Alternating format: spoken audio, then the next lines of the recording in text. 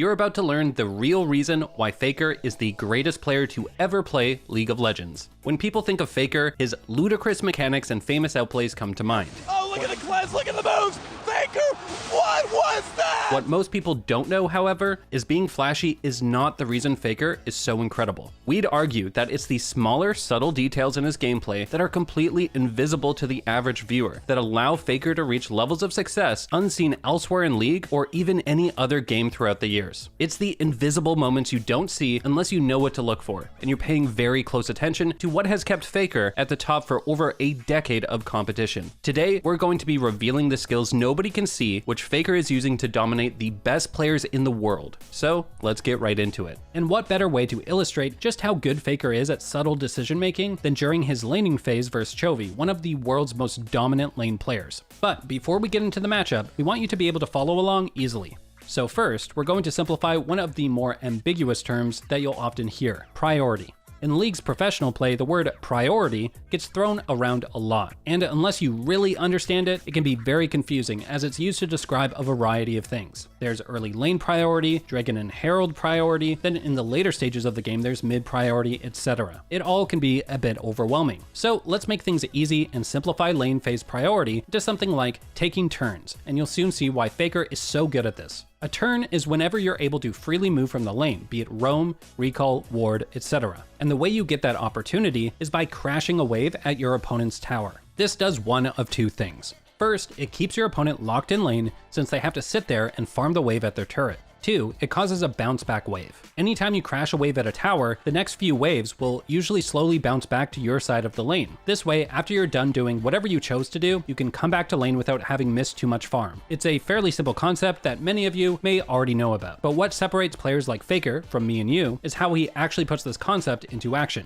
Faker specifically uses a lot of small things and techniques to get more turns than his opponents and utilizes those opportunities to their maximum potential. And to show you how, we head back into our matchup versus Chovy. What's so impressive about this game is that Faker will go from being tower dove at level 3 and falling desperately far behind to then winning this game in under 10 minutes. Here's how. After dying, Faker teleports back to lane and begins slow pushing, hoping to crash a big wave eventually. When Chovy's Victor is back in lane, Faker has to deal with the problem. To be really good at League of Legends, you want to understand not just your own goals, but what your opponent wants to do as well. Chovy wants to use his lead to set up a freeze. Not only would this make Kassadin susceptible to ganks, but it also denies Faker from ever getting a turn to then leave lane. If Faker can't crash the wave, well, he can't recall, which means he can't buy the items Kassadin desperately needs to lane properly. The thing is, Faker knows Chovy's intentions and immediately calls his jungler over to help. Normally, this may seem like a waste of time and a failure of a gank. Elise and Kassadin have no hope of ever killing Victor, especially with Chovy so close to his tower.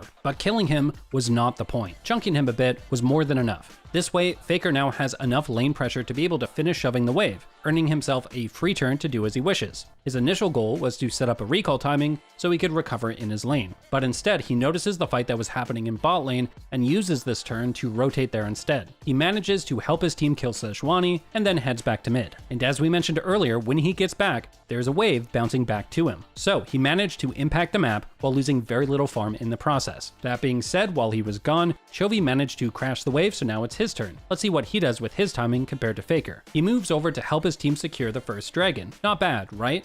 Wrong. To many of us, that may seem like a natural move, but Chovy just made a game-losing mistake without even realizing it. You see, technically, he didn't even need to help his team. T1 was in no position to contest the Drake anyways, so Chovy was better off basing for Lost Chapter or some other item with his turn to leave lane. While this may seem like a minuscule mistake at worst, to Faker, this is an opportunity that will seal Genji's fate in this game. While Chovy was off at Dragon, Faker gets to push in the wave, earning himself another free turn. This time, he actually uses the opportunity to base and get some power for himself. Then he comes back to lane. Notice what he immediately does. His bot lane is building a slow push to potentially set up a tower dive. So Faker just R's into the wave in front of Chovy's face and tanks a bunch of damage just so he can push. Victor, without having recalled for items, can't stop him from doing this. Faker just got another free turn to move and impact the map. So Faker syncs up with his team and they coordinate a dive to triple kill Genji's bot lane and jungle, And that's that. The game at this point is effectively over, and Faker managed to secure the win even as a level 7 Kassadin, a champion that's supposed to be weak at this point in the game. This is what being a great player is about. Understanding taking turns is easy, everyone can see the results of the roam, but few people actually pay attention to those subtle moments that led up to those map plays. But when you watch these players in action, try to pay attention to how they got their turns in the first place, and then watch the differences in what they actually do with their opportunities. Pay close attention to Faker's crashes when you watch him play, and you will be amazed at what you can learn and the types of decisions you can pull off to win even in your own games. And that brings us to this guide's special skill cap tip.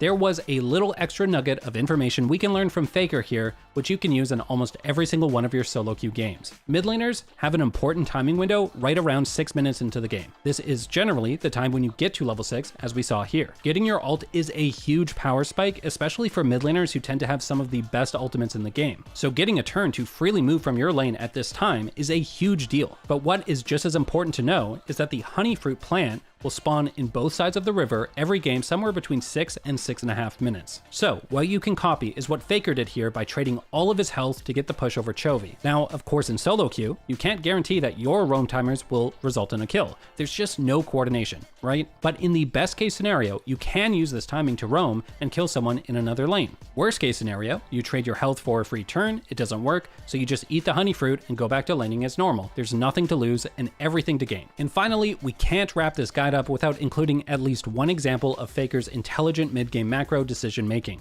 And what better replay to analyze than when Faker was in his base, teleported to mid lane, did literally nothing, then just shamefully walked to another lane. While that looks silly, this is one of those invisible moments we mentioned that makes Faker so good, and how he wins his team so many games through simple plays that even you can copy. Let's break down that teleport step by step so you understand why it was actually really impactful and how you can use this in your own games. So looking at mid lane before Faker teleported, notice that his teammates want to push the enemy wave, but they're kind of afraid to do so. This is because LSB's composition has an Ashe and a Sejuani, two very scary pick-based champions. So Faker's teleport wasn't to make a play, it was just to give his teammates the confidence to walk up and push the wave. This is what's known as mid priority. The point is that your team pushes a wave into the enemy side of the map. This forces at least one of your opponents to have to clear the wave. While that happens, your team now has a momentary numbers advantage. You can then use this to establish vision control over one side of the map, typically where the next objective you're contesting will be. What's really nice about this play though is that it sets up an easy rotation to a side lane as you clear vision with your team in the river. So in this case, Faker made his way up to top lane while getting Baron control at the same time. Now he can push this wave out and you'll see the results of his seemingly terrible teleport.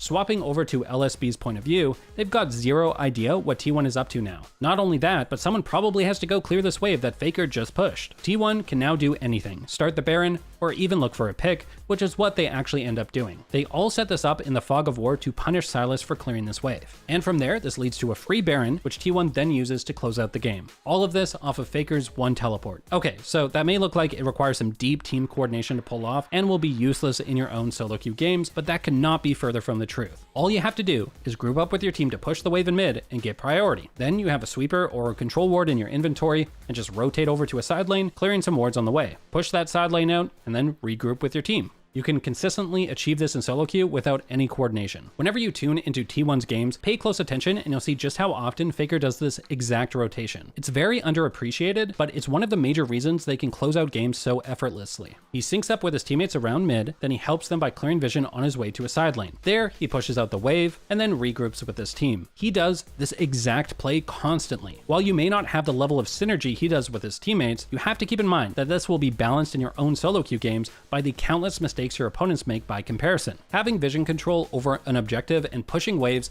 is a recipe for not only success in competitive play, but also in any elo that you may be in. Just watch how much importance Faker places on this subtle rotation when you watch T1, and you will quickly realize why you should be doing it every single game you can. To wrap things up, Faker is probably one of the easiest professional players to learn from by just watching him. You may not be able to imitate his mechanics, but a lot of the decisions he makes to win games are just simple fundamentals when broken down like we did here. You just need to have a keen eye and be looking for those subtle moments where he sets a play up and not just the flashy end results. Thanks for watching.